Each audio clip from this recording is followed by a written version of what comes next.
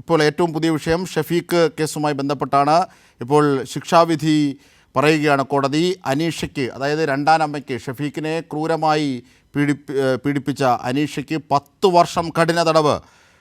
ഷെരീഫ്, അതായത് ഷഫീഖിൻ്റെ പിതാവിന് 7 വർഷം കഠിന തടവ്.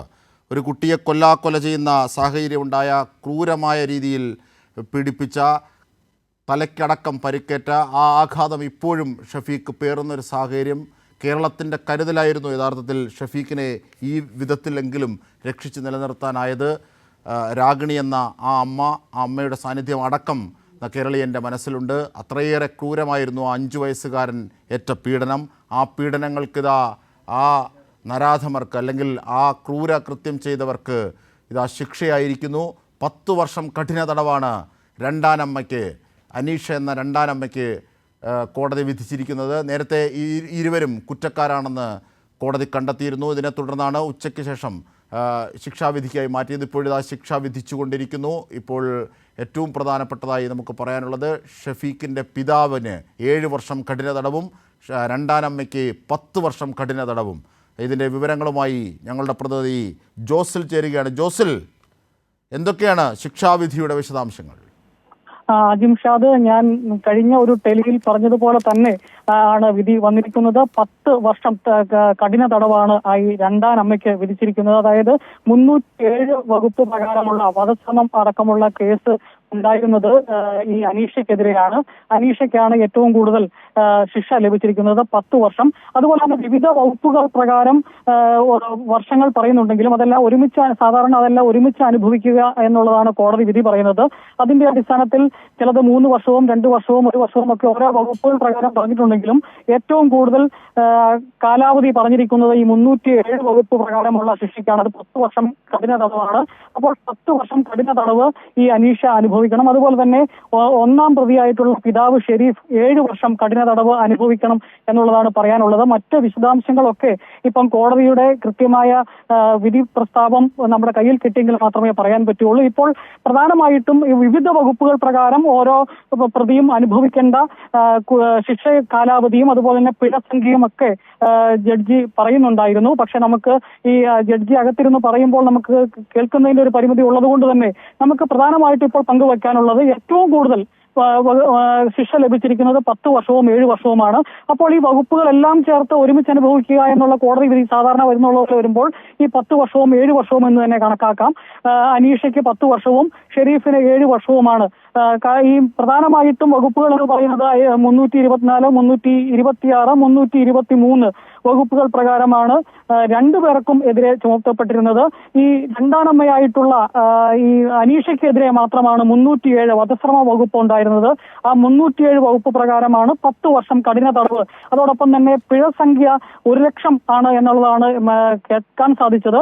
1 ലക്ഷം ആണെങ്കിൽ അല്ലെങ്കിൽ ഈ 1 ലക്ഷം രൂപ വിധിയുടെ സമഗ്രതയിലേക്ക് തീർച്ചയായും ശരിയാണ്, വിധി പകർപ്പ് കിട്ടിയതിന് ശേഷമേ പോകാനാകൂ. പക്ഷേ ഈ ഘട്ടത്തിൽ വിധിയെ സംബന്ധിച്ച്, ശിക്ഷാവിധിയെ സംബന്ധിച്ച് പറയാനാകുന്നത് 10 വർഷം രണ്ടാനമ്മയ്ക്ക് കഠിന തടവും ഒപ്പം പിതാവിന്, ഷഫീഖിൻ്റെ പിതാവിന് 7 വർഷം കഠിന തടവുമാണ്. ഇതിന് പുറമെ പിഴ കൂടി കോടതി വിധിച്ചിട്ടുണ്ട്. അതിൻ്റെ സമഗ്രതയിലേക്ക് പോകണമെങ്കിൽ ഒരുപക്ഷേ വിധി പകർപ്പിൻ്റെ വിശദാംശങ്ങളിലേക്ക് പോകേണ്ടി വരും. അതിന് അല്പ താമസമുണ്ട്. പക്ഷേ എന്നാലും കേരളത്തെ ഞെട്ടിച്ച ഒരു സംഭവമായിരുന്നു. ഷഫീഖിനെ ക്രൂരമായി പീഡിപ്പിച്ച, തലയ്ക്കടക്കം പരിക്കേറ്റ, ഇപ്പോഴും ആ കുട്ടി ആഘാതം പേറുന്നുണ്ട് അവൻ്റെ ശരീരം. അവനെ നെഞ്ചോട് ചേർത്ത രാഗിണി എന്ന അമ്മ, കേരളം, സാമൂഹ്യക്ഷേമ വകുപ്പ് അടക്കമുള്ളവ കരുതലാണ് ഷഫീഖിനെ ഈ വിധത്തിൽ കൊണ്ടുവന്നത്. ഇപ്പോഴിതാ ഷഫീഖിന് ഒരു തരത്തിൽ നീതി ലഭിച്ചിരിക്കുന്നു എന്ന് പറയാം, അല്ലേ ജോസിൽ? തീർച്ചയായിട്ടും ഷഫീഖിന് നീതി ലഭിച്ചിരിക്കുന്നു എന്ന് വേണം പറയാം. അത് ഷഫീഖ് മാത്രമല്ല, ഈ ഷഫീഖിന് വേണ്ടി ഒരു ജീവിതം തന്നെ മാറ്റി വെച്ച രാഗിണി എന്ന് പറയുന്ന ആയയുണ്ട്.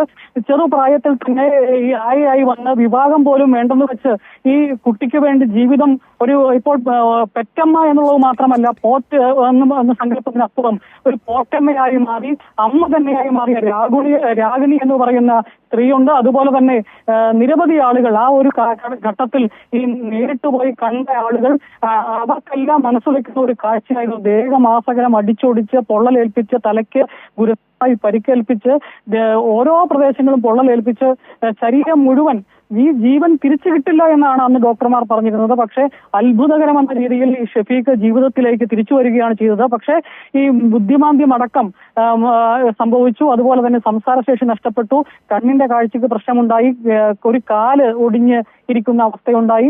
അങ്ങനെ വളരെ മൃഗീയമായി ഒരു മൃഗം പോലും ചെയ്യാൻ പറ്റാത്ത രീതിയിലുള്ള അതിക്രമമാണ് ഈ രണ്ടാനമ്മയും പിതാവും ചേർന്നത്. പ്രധാനമായും ഇപ്പോൾ ഈ 7 വർഷം പിതാവിന് കിട്ടാനുള്ള ഒരു പ്രധാന ഒരു എക്സ്ക്യൂസ് ആയി പറയുന്നത് ഈ പിതാവ് പണിക്ക് പോയ സമയത്താണ് കൂടുതൽ പീഡനങ്ങൾ ഉണ്ടായത് എന്നുള്ള ഒരു വാദത്തിന്റെ അടിസ്ഥാനത്തിലാണ്. എന്നാൽ തിരിച്ചു വരുന്നത് ഈ പിതാവ് ഇതിനെല്ലാം കൂട്ടുനിൽക്കുകയും പിതാവ് ഈ കുട്ടിയുടെ നെഞ്ചിൽ കയറി ചവിട്ടി എന്ന് വരെയുള്ള ഒരു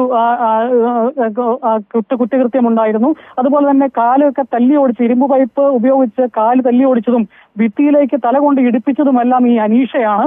അതുകൊണ്ട് തന്നെയാണ് ഈ അനീഷയ്ക്കെതിരെ വധശ്രമം കേസ് 307 പ്രകാരമുള്ള കേസ് ചാർജ് ചെയ്തിരുന്നത്.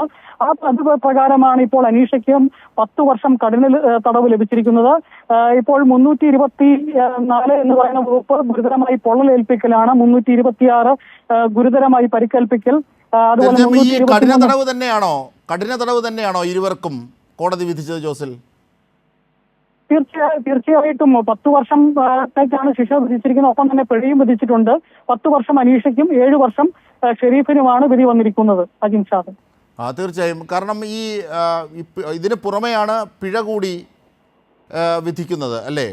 പക്ഷേ അതിൻ്റെ പിഴയുടെ കൂടുതൽ വിശദാംശങ്ങളിലേക്ക് പോകണമെങ്കിൽ നമുക്ക് വിധിപ്പകർപ്പ് കിട്ടണം. തീർച്ചയായും അജിംഷാദ്, നമുക്ക് അത്തരത്തിലൊരു വിധി, കാരണം കോടതിക്കുള്ളിൽ നിന്നുകൊണ്ട് ഇരുന്ന് ജഡ്ജി വിധി പറയുമ്പോൾ നമ്മൾ പുറത്തു നിന്നുകൊണ്ട് ഈ വിധി കേട്ടതിന്റെ അടിസ്ഥാനത്തിലാണ് ഞാനിപ്പോൾ ഈ റിപ്പോർട്ട് ചെയ്തുകൊണ്ടിരിക്കുന്നത്. അപ്പം പല വകുപ്പ് പ്രകാരം ഓരോ വകുപ്പിന്റെയും അടിസ്ഥാനത്തിൽ ഓരോ വിധികൾ, അതനുസരിച്ചുള്ള വിധികൾ ജഡ്ജി പറഞ്ഞിരുന്നു. അത് ഓരോ വകുപ്പിനനുസരിച്ചും 2 വർഷം 3 വർഷം അങ്ങനെ കണക്കുകൾ പറയുന്നുണ്ട്. അതിന്റെ ഒപ്പം തന്നെ അതിനെല്ലാം പിഴകളും പറഞ്ഞിട്ടുണ്ട്.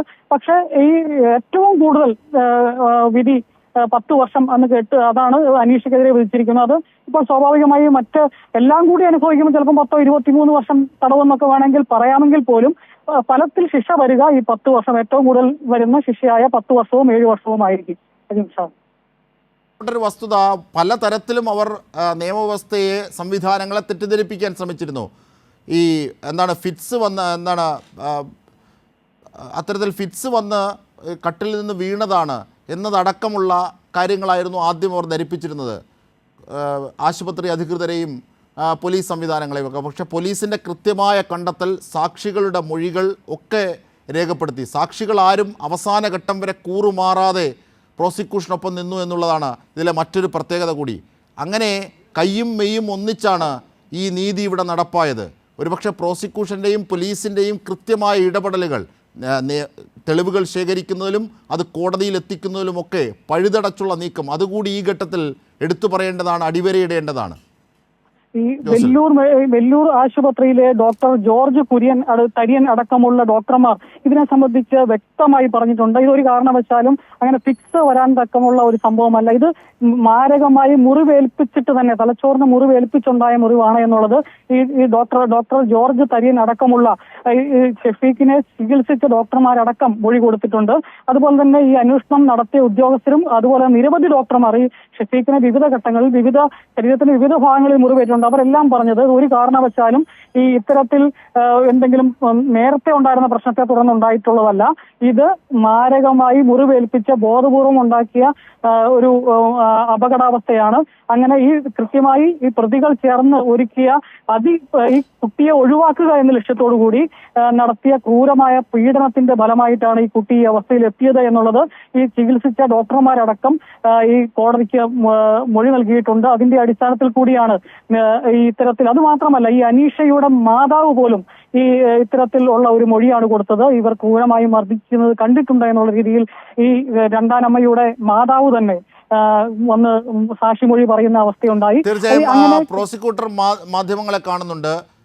അതിന്റെ ശബ്ദ സംരക്ഷണം ഒന്ന് കേൾക്കാം ജോസിൽ. കുട്ടിയെ കൊലപ്പെടുത്തുക എന്ന ഉദ്ദേശത്തോടു കൂടിയാണ് ഇവർ ഇപ്രകാരം പ്രവർത്തിച്ചത്. ഈ കുട്ടിയുടെ സഹോദരനായ മറ്റൊരു കുട്ടിയെയും ഉപദ്രവിച്ചിട്ടുണ്ട് ഇവർ, ഷെഫിൻ എന്ന് പറഞ്ഞ്, ഈ കാലഘട്ടത്തിൽ തന്നെ.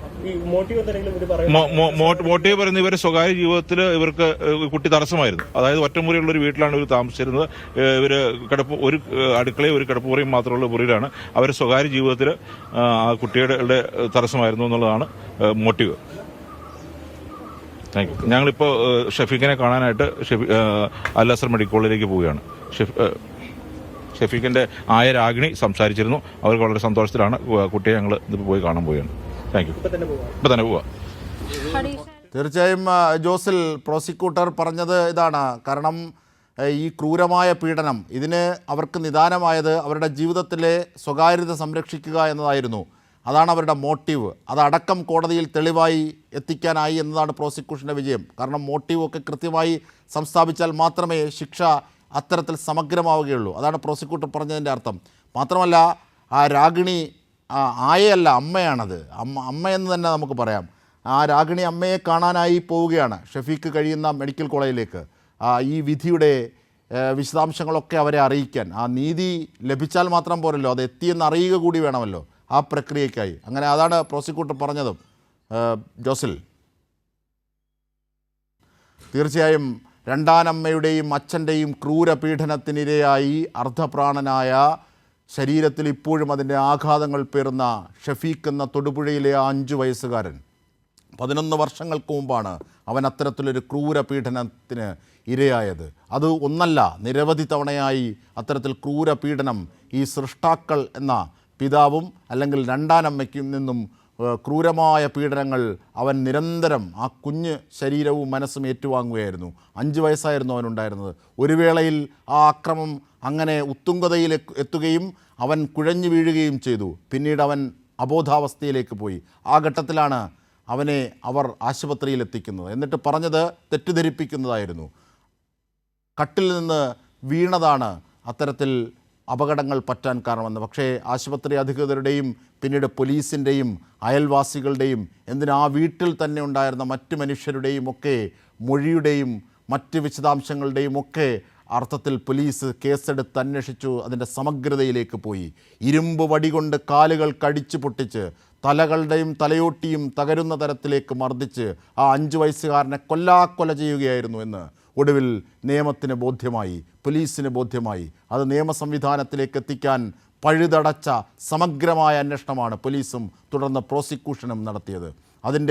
അതിൻ്റെ ഏറ്റവും ഒടുവിലത്തെ വിധീത അവന് ഒരു തരത്തിൽ നീതി ലഭിച്ചിരിക്കുന്നു എന്നുള്ളതാണ്. ഇപ്പോഴും ശരീരം അന്നേറ്റ ആഘാതത്തിൻ്റെ, അന്നേറ്റ മർദ്ദനത്തിൻ്റെ പീഡകൾ ഇപ്പോഴും അവൻ ചുമക്കുന്നുണ്ട്.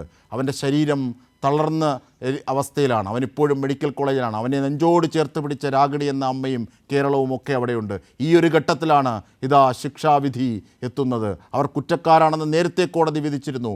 ഇപ്പോൾ ഇതിൻ്റെ ശിക്ഷാവിധിയുടെ കൂടുതൽ വിശദാംശങ്ങളുമായി ഞങ്ങളുടെ പ്രതിനിധി ജോസിൽ ഒരിക്കൽ കൂടി ചേരുകയാണ്. ജോസിൽ,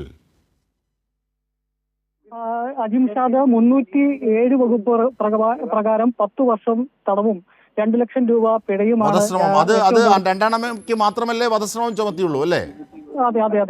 അത് പ്രകാരം 307 വകുപ്പ് പ്രകാരം 10 ലക്ഷം രൂപ 10 വർഷവും 2 ലക്ഷം രൂപ പിഴയും, ഒടുക്കാത്ത 324 വകുപ്പ് പ്രകാരം 3 വർഷം, അതുപോലെ തന്നെ ഒന്നാം പ്രതിക്ക് 326 വകുപ്പ് പ്രകാരം 7 വർഷവും 50,000 രൂപ പിഴയും, 323 വകുപ്പ് പ്രകാരം 1 വർഷം തടവ്, JJ ആക്ട് പ്രകാരം 1 വർഷം. അങ്ങനെയാണ് ഇപ്പോൾ നിലവിൽ വിധി വന്നിരിക്കുന്നത്.